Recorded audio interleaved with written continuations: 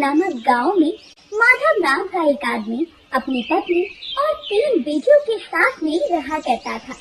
वो चाट और गुपचुप का ठेला लगाया करता और उसी से उसके घर का गुजारा चला करता। उसकी तीनों बेटियों के नाम थे सीमा, निधि और सविता। सविता सबसे छोटी थी और माँ बाप की सबसे लाडली थी। वैसे तो सविता बहुत समझदार और बहुत बुद्धिमान थी और घर के कामों में अपनी माँ की मदद भी किया करती थी, परंतु सविता सावनी थी। सविता की दोनों बड़ी बहनें उसे हमेशा ही सावली होने का ताना दिया करती थी। ऐसे ही एक दिन सविता की माँ ने अपनी बेटियों के पास आकर कहा, अरे सीमा और निधि, सविता को देखो तो जरा, वो मेरे साथ हमेशा ही घर के कामों में मदद करती है और तुम दोनों हो कि सारा दिन बैठी रहती हो, जरा कुछ काम भी कर लिया करो। माँ, सविता ठीक ही तो करती है। अरे उसे तो आपके साथ बस काम ही करना चाहिए और वो धूप में रहकर काली तो हो ही नहीं सकती, क्योंकि वो तो पहले से ही काली है।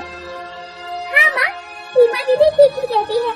यदि हमने इसकी तरह बर्तन मारने शुरू किए तो हमारे हाथ काली हो जाएंगे और यदि धूप में जाकर पानी लाना शुरू कर दिया तो हम खुद काली हो जाएंगे।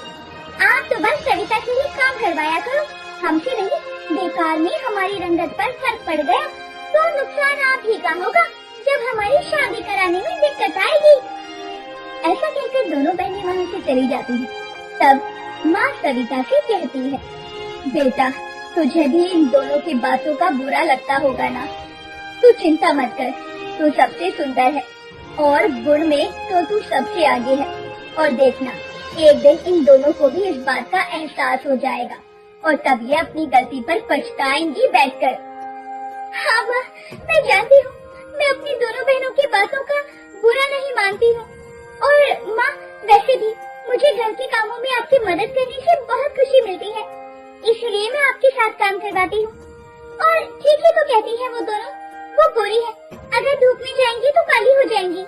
वैसे भी तू ही कह रही थी ना कि तुझे इन दोनों की शादी करनी है, तो माँ तुम भी इन दोनों की बातों को दिल से मत लगाया करो। और चलो अब हम काम खत्म कर लेते हैं, वरना जैसे जैसे दोपहरी बढ़ेगी काम करना मुश्किल हो जाएगा। और इस तरह सविता कभी भी अपनी दोनों बहनों की बातों पर ध्यान नहीं देती थी और हमेशा अपनी माँ के साथ कामों में लगी रहती। ऐसे ही सब कुछ ठीक चल रहा था।